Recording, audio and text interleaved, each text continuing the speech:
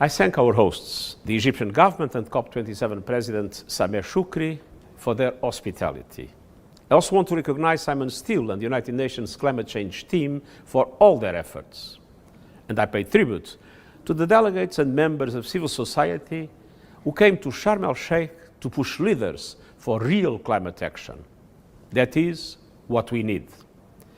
COP27 took place not far from Mount Sinai, a site that is central to many faiths and to the story of Moses or Musa.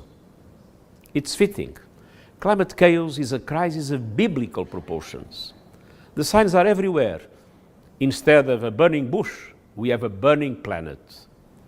From the beginning, this conference has been driven by two overriding themes: justice and ambition.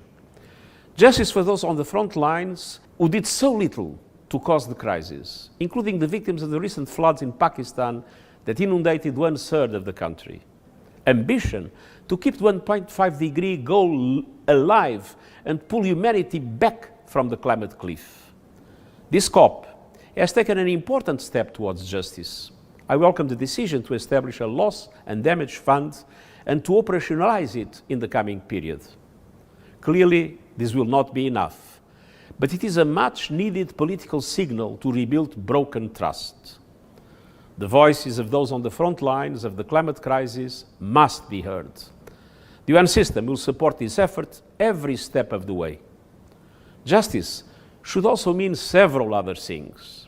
Finally making good on the long-delayed promise of $100 billion a year in climate finance for developing countries.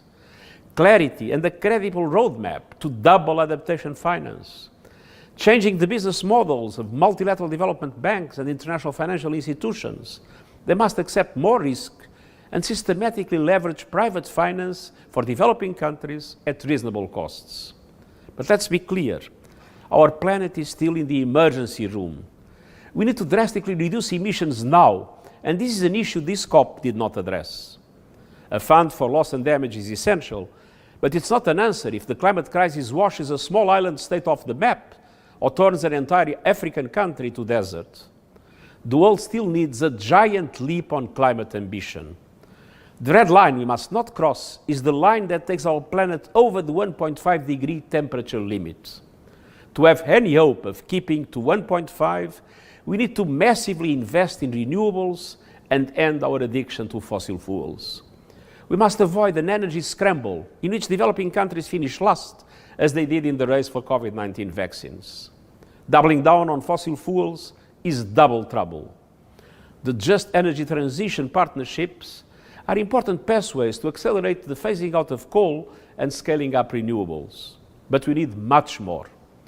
That is why I am pushing so hard for a climate solidarity pact. A pact in which all countries make an extra effort to reduce emissions this decade in line with 1.5-degree goal. A pact to mobilize, together with the international financial institutions and the private sector, financial and technical support for large emerging economies to accelerate their renewable energy transition. This is essential to keep the 1.5-degree limit within reach and for everyone to play their part. COP27 concludes with much homework and little time. We are already halfway between the Paris Climate Agreement and the 2030 deadline. We need all hands on deck to drive justice and ambition.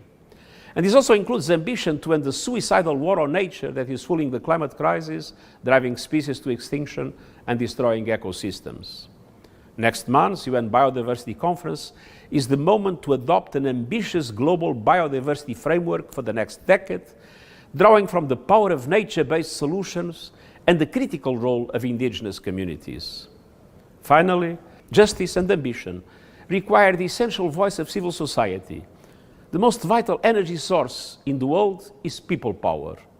That is why it's so important to understand the human rights dimension of climate action.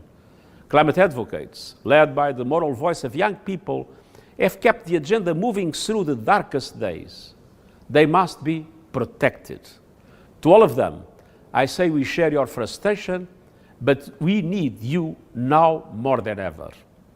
Unlike the stories from the Sinai Peninsula, we cannot wait for a miracle from a mountain top. It will take each and every one of us fighting in the trenches each and every day.